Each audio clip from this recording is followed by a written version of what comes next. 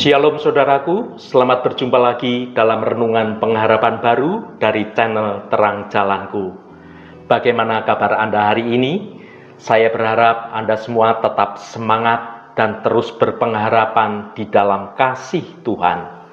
Hari ini saya akan menyampaikan renungan dengan judul Mengubah Mimpi Menjadi Kenyataan.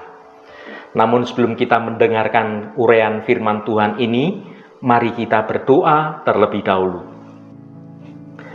Allah Bapa yang bertata di surga yang mulia, Engkau Bapa yang penuh kasih, yang menjadi sumber kehidupan kami. Kami datang di hadapan-Mu hari ini dengan hati yang penuh ucapan syukur dan penuh dengan harapan. Tuhan, kami membawa mimpi dan harapan yang tersimpan di dalam hati. Kami percaya bahwa Engkaulah sumber dari segala kekuatan dan hikmat.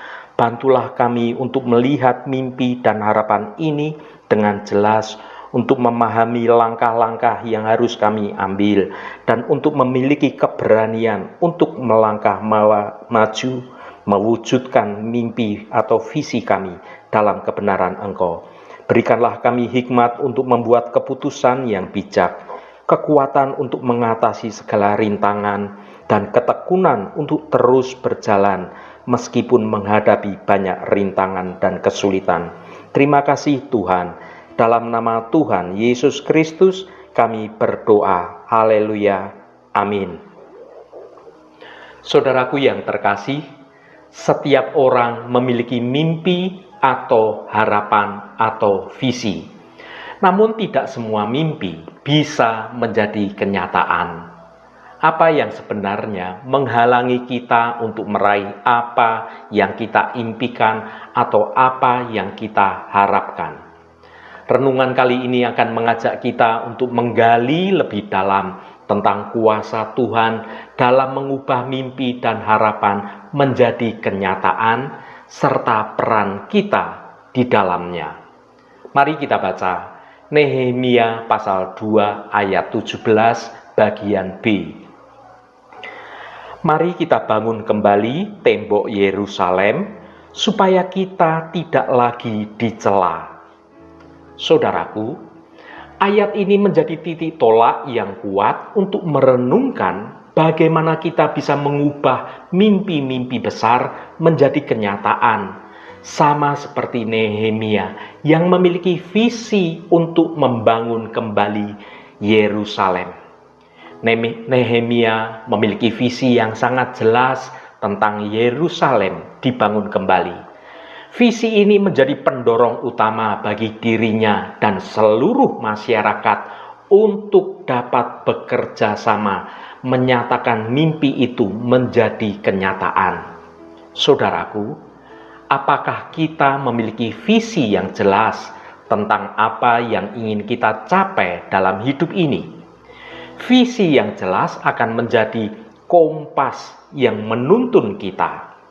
Membangun kembali tembok Yerusalem bukanlah pekerjaan yang mudah saat itu.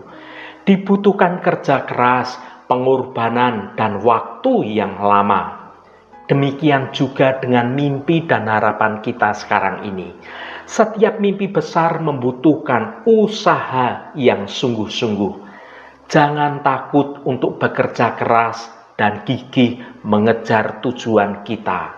Saudaraku, Nehemia tidak bekerja sendirian. Ia mengajak dan melibatkan seluruh masyarakat untuk terlibat dalam proyek yang besar itu. Kita tidak bisa mencapai kesuksesan sendirian juga. Membangun hubungan yang baik dengan orang lain dan bekerja bersama-sama akan memperbesar peluang kita untuk meraih mimpi menjadi nyata. Nehemia percaya bahwa Tuhan akan menyertainya dalam proyek yang besar itu. Kepercayaan ini memberinya suatu kekuatan dan keberanian untuk menghadapi segala tantangan yang terjadi. Pahamilah saudaraku, Tuhan adalah sumber kekuatan dan hikmat kita. Dengan berdoa dan berserah kepadanya, kita akan mendapatkan kekuatan untuk mengatasi segala tantangan dan rintangan yang terjadi. Dalam kehidupan saat itu, pasti ada banyak orang yang meragukan visi Nehemia dapat terjadi. Namun Nehemia tetap teguh pada pendiriannya. Demikian juga dengan kita di zaman modern sekarang ini. Akan ada banyak orang yang meragukan atau bahkan menertawakan kita untuk kita dapat menyatakan mimpi, visi, atau harapan kita. Jangan biarkan penolakan orang lain menghentikan langkah kita. Tetaplah percaya pada diri sendiri, pada mimpi kita, bahwa kalau kita berjalan sesuai dengan rancangan Tuhan, maka kita dapat memiliki pengharapan yang menjadi nyata. Karena melalui pertolongan Roh Kudus, apa yang menjadi mimpi kita, jika selaras dengan rancangan Tuhan, pasti mimpi kita akan menjadi kenyataan. Saudaraku yang dikasihi Tuhan, ada ungkapan, orang yang malang bukanlah orang yang tidak dapat melihat, melainkan orang yang dapat melihat tetapi tidak mempunyai visi. Ungkapan ini menggambarkan betapa pentingnya memiliki visi, memiliki harapan, memiliki perencanaan. Namun mewujudkannya memang tidak selalu mudah. Nehemia mendapatkan visi dari Allah untuk membangun tembok Yerusalem saat berada pada pembuangan sebagai juru minum raja. Setelah menangkap visi dari Tuhan, Nehemia berdoa dan berpuasa. Kemudian ia minta izin kepada raja untuk pulang ke kota asalnya, yaitu di Yerusalem. Menarik bahwa selama 3 hari ketika Nehemia tiba di Yerusalem, dia tidak melakukan dialog dengan siapapun. Ia bahkan menyelidiki pada malam hari agar tidak dilihat orang. Membangun tembok Yerusalem bukan pekerjaan mudah. Jika mudah, tentu sudah lama orang-orang Yerusalem membangunnya atau melakukannya. Bagaimana Nehemia yang baru datang bisa meyakinkan penduduk setempat untuk menggarap pekerjaan yang begitu besar itu? Bukan kehebatan diri yang dibagikan Nehemia, tetapi kemurahan Allah yang telah memeliharanya. Seorang buangan bisa dipercaya raja dan dibekali segala perlengkapan untuk dapat membangun proyek tembok Yerusalem yang besar itu. Betapa kesaksian itu menunjukkan akan perkenanan Allah atas rencana atau visi dari Nehemia. Saudaraku yang diberkati Tuhan, mungkin Anda pun saat ini tengah bergumul dengan visi yang Tuhan letakkan di hati Anda. Banyak tantangan yang membuat visi terasa seperti mimpi yang tidak mungkin untuk diraih. Akankah orang-orang di sekitar kita akan mendukung kita? Mintalah hikmat Tuhan untuk mengerti langkah yang perlu ditempuh. Bawalah orang melihat visi yang dari Tuhan dan berespon kepada Tuhan, dan nantikanlah Tuhan menempatkan orang-orang yang memiliki visi yang sama untuk melayani Tuhan bersama-sama dengan Anda. Apapun yang menjadi visi dalam hidupmu, saudaraku, sertakan Tuhan dalam setiap rencanamu. Mari kita baca Amsal pasal 16 ayat 3. Serahkanlah perbuatanmu kepada Tuhan, maka terlaksanalah segala rencanamu. Saudaraku, ayat ini mengajak kita untuk tidak pernah berjalan sendirian dalam mengejar mimpi dan tujuan hidup kita.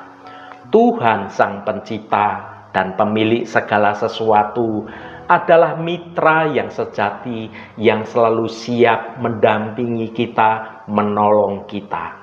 Ketika kita melibatkan Tuhan dalam setiap langkah hidup kita, kita tidak hanya sekedar meminta berkat, tetapi juga menyerahkan seluruh kendali hidup kita kepada Tuhan saja. Haleluya, Tuhan memberkati kita semua. Mari kita tutup renungan ini dengan berdoa. Ya Bapa yang baik, Engkau Allah Bapa, sumber pengharapan kami.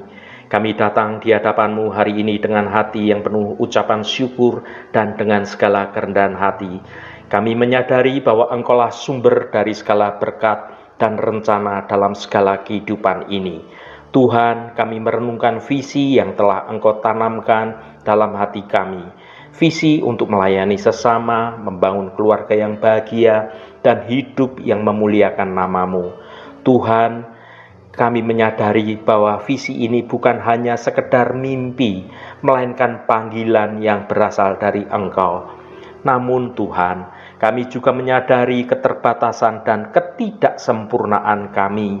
Maka tanpa bimbingan-Mu, segala rencana kami yang kami kembangkan akan menjadi sia-sia belaka.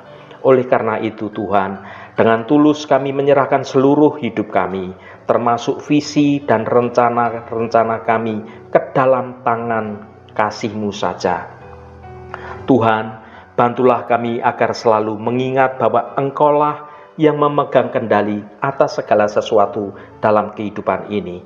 Berikanlah kami hikmat untuk membedakan rencana-Mu dari keinginan daging kami. Kuatkanlah iman kami agar tetap teguh dalam menghadapi segala tantangan yang mungkin terjadi. Terima kasih Tuhan, segala hormat, pujian, dan ucapan syukur hanya bagi nama-Mu yang kudus. Saudaraku, bukalah hatimu dan tengadakan tanganmu. Terimalah berkat Tuhan. Tuhan memberkati engkau dan melindungi engkau.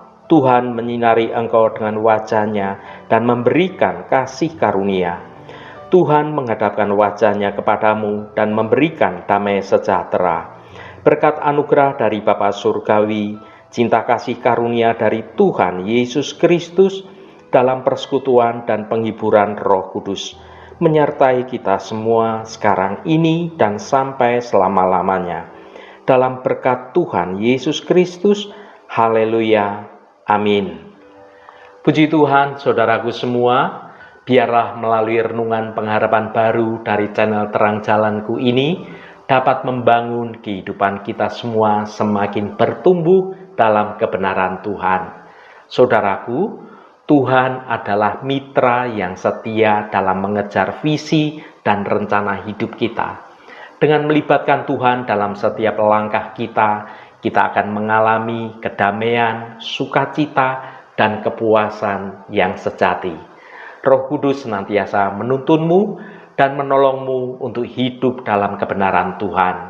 Saudaraku, saya sangat senang sekali dan berterima kasih jika Anda berkenan memberikan komentar pada konten video ini dan bagikan renungan ini pada teman dan sahabat Anda agar mereka diberkati juga melalui renungan ini.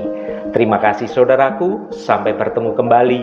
Shalom, Tuhan memberkati.